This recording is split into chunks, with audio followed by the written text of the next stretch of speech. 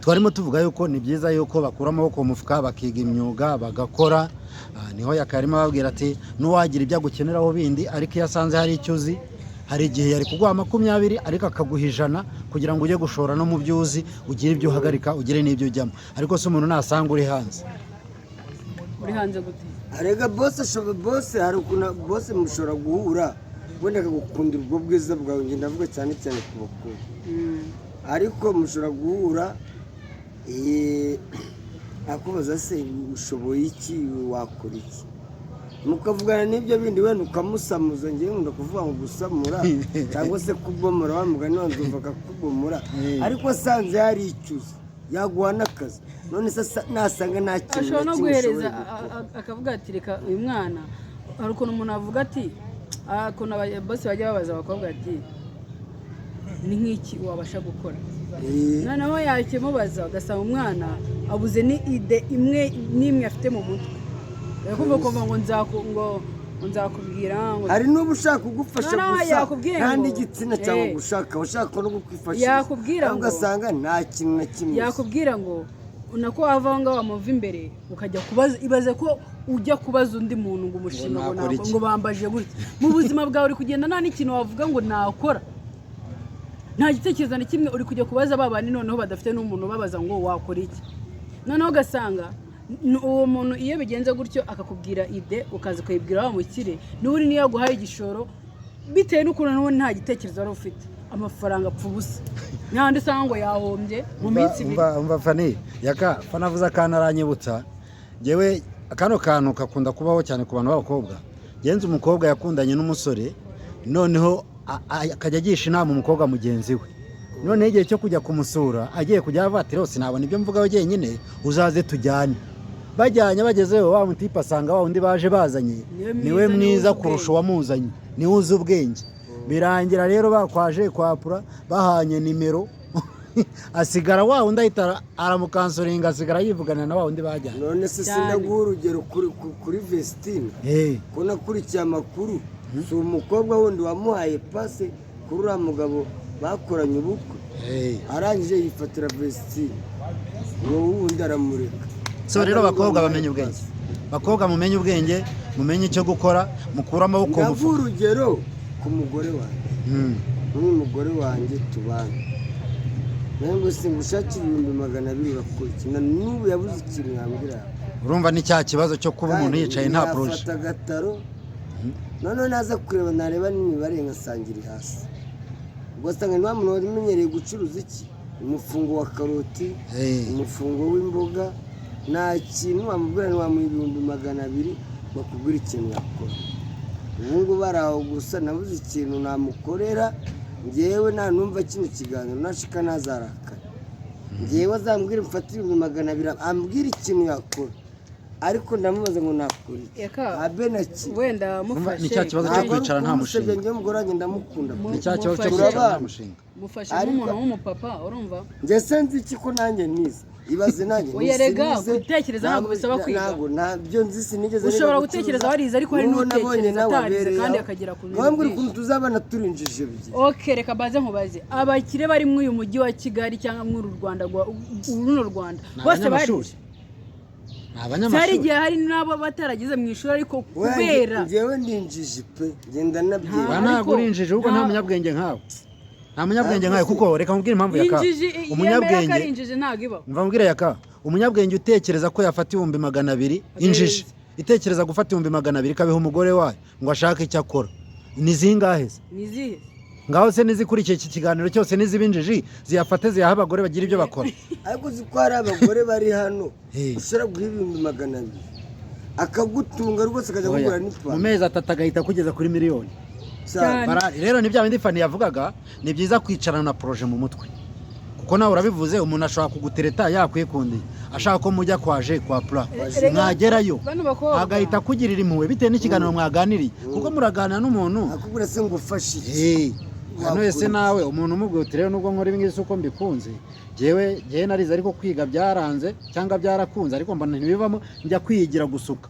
Nize gusuka ubu ngugiye mbonye n'igishoro nakwigira muri saro, niyo nagiraho ntereka imisatsi gusa nkajya nsukira abantu. Umuntu agahita kubaza ati nangahe, ambwiye uti ni nka turuwase, bagahita batereka none mbegwaye ryitanu buritangije uzabona ndi cyanzagushakira kuko abona ko hari icyo akabona yuko wanabishyizemo n'imbaraga kuko hari umuntu wo mu diaspora yigeze kumbwira ati ngiye hari umukobwa nawahaye ngo 1,200 angahe cy'idolari ati na n'ubu ngubu ntanatana asigaranye kandi nayamuhaye ngira ngo ajye gukora ashinge butike akore ubwo bwiza burabara ariko nanone ubujijaragiye rwose nyine niyo mpamvu navuze ngo hari abakobwa birukanyira ngo kujya kongeza ibibuno gukoresha plastic surgery aya niko babyita plastic surgery amasura bakayakoresha ikibuno bakagikoresha mu nda zero ariko ibyo byose uko wabikoresha kose ntago bizatuma ukundwa nk'uwa wundi ufite ibitekerezo icyo nicyo ubanza ukimenye hari abakobwa biza kumbwira ngo nguzi mwana ngo buri gihe ngo uko ngiye ngo ubusanga ngo abagore ngo badafite isura nziza ngo batwaye imodoka nziza afite ibitekerezo ari kinakurusha kandi kinini kirenze icyo wowe ufite isura uraza ibyo gukenere nibirangira mureke ugenda ariko nimbona ufite igitekerezo kizima wowe nzahita ngufasha mugire ubwenge hari umuntu avuze ngo abakobwa ngo ntabwo bagira ikibuno ngo ugire ubwenge ngo bihure hari abakobwa bafite ibibuno bafite n'ubwenge hari n'abakobwa bafite ibibuno badafite ubwenge hari n'abadafite bafite ubwenge nyibutsa cya kiganiro twakoze kivanga umwiza sate nta n'umwiza ahuriye n'ibyo bibuno nta hantu ahuriye n'ako gasura nta hantu ahuriye n'icyo utekereza wowe ahubwo umwiza ni mu bwonko hari ababebi bifata bakavuga ngo ngiye ku Dubai kwenjoyinga only Dubai ni ahantu hambere barangurira ibintu byose bibaho byinshi waza ahangaha mu Rwanda ugacuruza ariko ikimujyanyeyo gusa nta kazigira ngo nuko bamuhaye amafaranga bari kumuhereza amafaranga kujya kwenjoyinga gusa ntatekereza no kuvuga ngo ariko Dubai sinakura aya mashakoshi nahiza nkaza nkayacuruza mu gihe Kigali ko nirirwayo sinakura inkweto nkaza nkazicuruza sinakura aya makeup nkaza nkayacuruza hano mu gihe Kigali aya mavuta sinayakura nkaya we akumva yuko nimba agiye Dubai arajya kugura imyenda yo kwambara ajye kugura imyenda yo kugira ute ayo mafaranga uri kubona yo kwirwa okay enjoying pe simbikubujije ariko kugira n'ubwenge bwo gukora abantu mukurikira rero MC Peter TV show twagira ngo tubabwire ko reka ducumbikira ngaha kugira ngo namukanya tubategurire n'ibindi ariko enjoyinga ari kugire n'ubwenge bwo gukora simbabujije ku enjoyinga kwambara neza simbibabujije ariko wambaye neza mu mutwe hari iki so hari umuntu urusha fani kwambara neza aya barahari benshi afani wagurutse bakarakunda neza barahari benshi bandusha kwambara neza ariko ikibazo nibaza wambaye neza inyuma ku mubiri wisize wambaye urasa neza mu mutwe hari iki ese mu mutwe hasa nk'uko inyuma wahakoze neza nituzatwitaho ku mubiri tujye twita no ku mutwe kuko umutwe niwe uzatuma tugera kure cyangwa se tukanamanuka burya ubwenge n'ibitekerezo n'amagambo dukora cyangwa dukoresha yatugeza kure cyangwa akatumanura akatugeza hasi umureke rero nimba uri n'iryo curaburindi numba wari uri muri aba bantu batajya batekereza neza wumva yuko uzatungwa n'umubiri wawe gusa ariko uyu mubiri iyo ugize mu myaka mwabakobwa imyaka 30-35 haba ari kuza utundi twana dukiri dushyashya dutoya tumeze neza ubu ngubu ugize iyo myaka ukiri muri ubwo bugoryi bakakubaza ngo ibyo bintu uyiriwemo wagiyemo imyaka igashira indi kaza wabikuyemo iki uzasubiza iki wabikuyemo iki nihe nyungu wabikuyemo se ubu ngubu none ahangaho uhagaze gute byakugejeje kuki byatumye ugera kuki bana bajama bajya bavuga ngo umukobwa ngo bamuguriye imodoka ngo umukobwa ngo bamuguriye inzu uze umuntu bajya kugurira imodoka ukuntu biba byagenze cyangwa bakamubwira ngo nguhaye inzu n'ibiki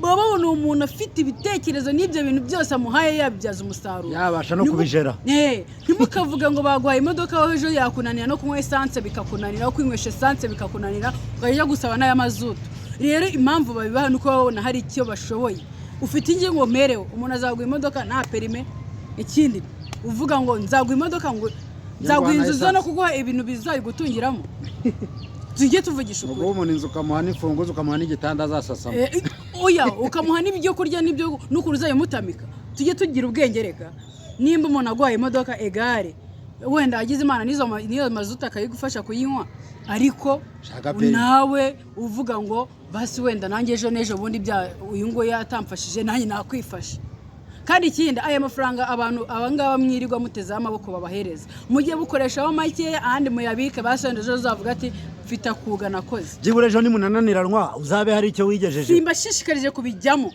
kubigumamo ariko basi wenda ubirimo ukuyemo iki kumukuye iryinyo riratakaye. Yegora iryo ryinyo ritakaye se basi uritereye hejuru y'amabati ngo nyirabazi rasanya ngo mutahe nimba ari mutahe cyangwa se uraretse inyoni n'ibiki byose birarikandagira ritoraguye. So reka tubabwire ngo abakurikiye MC Peter TV show nakagaruka ni inama umunsi ku wundi tubaye hano kugira ngo tujye tubabwira icyo gukora. Mumenye ubwenge mwabana mwe mukiri batoya, mumenye uko mukwiye kwitwara mu buzima bwa buri munsi. Nta mpamvu yo gutega amaboko ngo byose biraza, nta mpamvu yo gutega amaboko ngo barampa, ahubwo kura amaboko mu mufuka nawe wihesha agaciro. Koresha amaboko yawe. Ubutaha tuzaza tubasobanurira bimwe mu bintu bakora kugira ngo biteze imbere, kuko hano hanze hari ibintu byinshi cyane wakora kugira ngo ubashe gutera imbere, uve ku rwego rumwe ugere ku rundi, ku buryo buri wese azajya kubona akavuga ngo wa mukobwa wa muhungu usiko byaje kugenda gutya. Impamvu ari iyihe? Ari bimwe mu byo twakubwiye byatuma utera imbere. Hari n'abantu birata ngo ntago yakora akazi gasuzuguritse. Uzi ko akazi buriya gaciriritse kaguhesha keza bitewe n'ukuri gukora. Hano hanze kabe gatanga keza. Hanze hari n'abana ngo bazi ngo babone umuntu akifite amafaranga ngo uriya ngo namubare mfite amafaranga. Uzi ayo mafaranga yarayakuye? Yarabanje arakora, arisiringa, arakora, aravunika, agera ku ibyo byose. Wewe ushaka kugera utaravunitse. Ubyutse mu gitondo kuva ngo bishaka kugera. Bambwiye gatoya abantu badashaka gukura amaboko mu mufuka ingaruka zabo. Yewe ndakubwiye n'aba bakubwira suje ubona bano ba diaspora. Aba ba diaspora baza n'aba batwereza amafaranga. Uzi ukuntu baba bayavunikiye.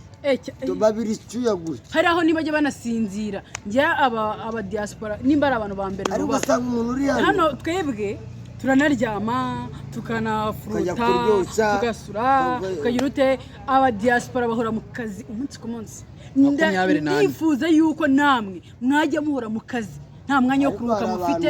Umwanya wo kuruhuka bakari wa wundi wo kuruhura ibitekerezo, utekereza n'ibindi byaguteza imbere. Icyo cyonyine icyo tubakeneyemo. Murakoze cyane. Reka nibwira abakurikiye MC Peter TV show tuganira na yakamwumvisa avuga ati umugore wanjye.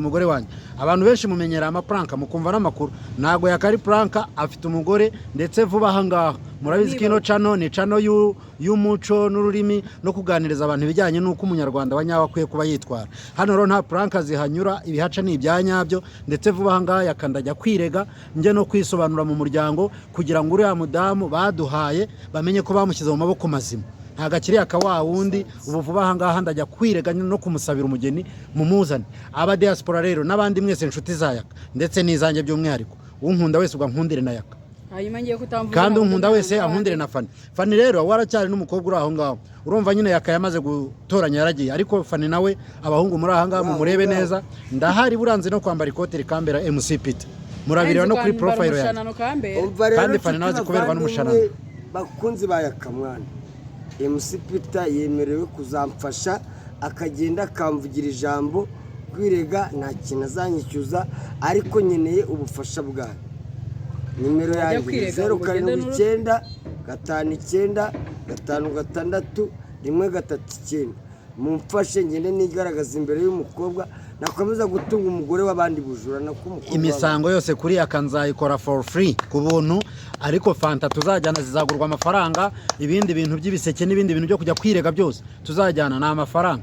Ubwo rero nimero ya kamwayumvise iyanjyeho kuri ca nisanzweho, wa muntu maho cyangwa wambwira uko twabigenza ndahari kugira ngo tugere kuri aka tumukorere ibintu byiza. Nagari pranka yakubabana n'umugore. Rimwe nzagera no mu rugo iwe nge kubereka umugore byanyabyo, kuko ahandi hose mujya mumubonera mumenyereye pranka mwagira ngo ni prank. MC Peter TV show niwe wenyine uvuga ukuri kuzuye. Nzagerayo mubereke na Fani nuko Fani TV 250 naho nuko tuwacisha ukuri kuzuye tukabagezaho byose. Ahubwo munanyura kireyo kuri Fani TV show 250, Fani TV 250, Fani TV 250. Mugereyo mukubite subscribe, mukubite share, comment, like, ubundi mu mutinde wo mureba mukurikirana ibiganiro. Bajya no kuri TikTok nitwa Niki Pedro Fani. Niki Pedro Fani. Yo support nyene bufasha bwanyu. Hari abantu benshi bari hanze bambwiye ati yaka shyiraho itariki twe turitari kugusapoti. Itariki vuba rero ndayiba 25 z'ukwezi kwa kabiri. Turagenda kwa yaka turajya kwirega mu majyepfo. Turajya kwirega mu majyepfo, bunugushyigura imodokari twese tugahaguruka. We rero ufite imodokari hano i Kigali udukurikiye, iyo modokari yawe buyintisha ntabwo nzajya kwirega kwa Yaka ngiye n'amaguru nta nubwo kandi nzatega hurizo cya volcano ugomba kuma imodokari izantwara igatwara na Yaka n'abandi bantu ndetse na sapenda ifite umwihariko mabuja mutone yasi yarambwiye ati wowe shyiraho itariki iyi modoka ndayikwemerera oya ntabwo ari imodoka imwe nose uzagenda wenyine natwe tuzaguherekeza ntabwo ndafata urusisiro rwose nta mafaranga mfite reka ye nahise twe nta nkunga tuzagutera Yaka rero uko nyine akaba aragiye ariko si ikibazo cy'urusisiro ndabizi ko tuzawutaha ubukwe bwe kandi hazashya